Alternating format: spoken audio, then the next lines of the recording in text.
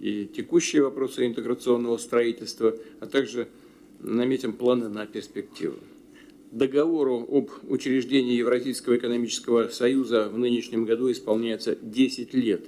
И этой юбилейной дате было посвящено заседание Высшего Евразийского экономического совета в мае в Москве. Наше объединение утвердилось в качестве одного из самостоятельных и самодостаточных центров формирующегося многополярного мира и продолжает динамично развиваться.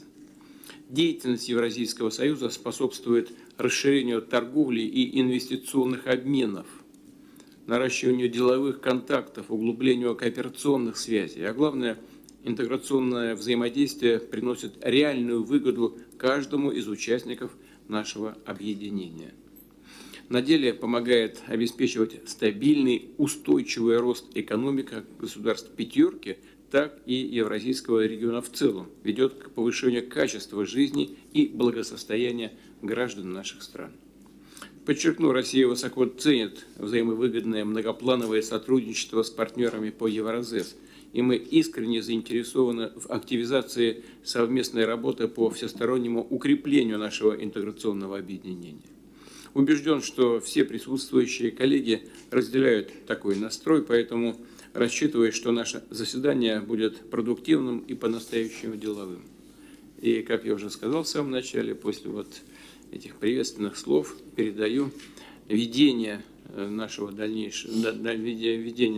сегодняшнего мероприятия премьер-министру Республики Армения Николу Львовичу Пашиняну, который по видеосвязи с нами и как действующий председатель Высшего Евразийского экономического совета будет вести наше заседание. Пожалуйста, Николай Владимирович, благодарю за внимание.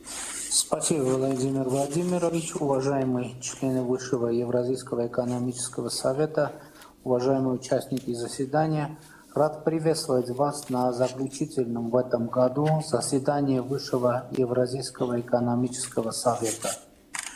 Подходит к завершению период председательства Республики Армения в органах Евразийского экономического союза. Основные приоритеты нашего председательства, как известно, охватывали ключевые направления экономического взаимодействия, создание общих рынков в энергетической сфере, устранение барьеров на внутреннем рынке ЕАЭС, развитие транспортно-логистической инфраструктуры и укрепление международных связей. Среди приоритетов также выделялись развитие кооперационного потенциала и цифровых технологий, а также консолидация усилий IT-сообществ для внедрения инновационных решений в агропромышленный комплекс. План действий ЕЭК по реализации приоритетов председательства Армении в органах ЕАЭС был насыщенным и отражал актуальные направления, обозначенные в моем январском обращении. Уверен, что детали будут более подробно обсуждены комиссией при подведении итогов реализации плана.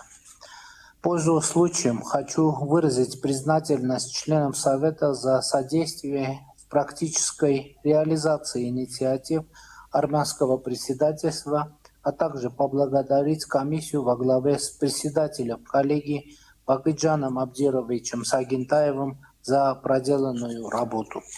Коллеги, сегодня нам предстоит обсудить ряд важных и актуальных вопросов. Предлагаю приступить к обсуждению. Благодарю за работу представителей средств массовых информации.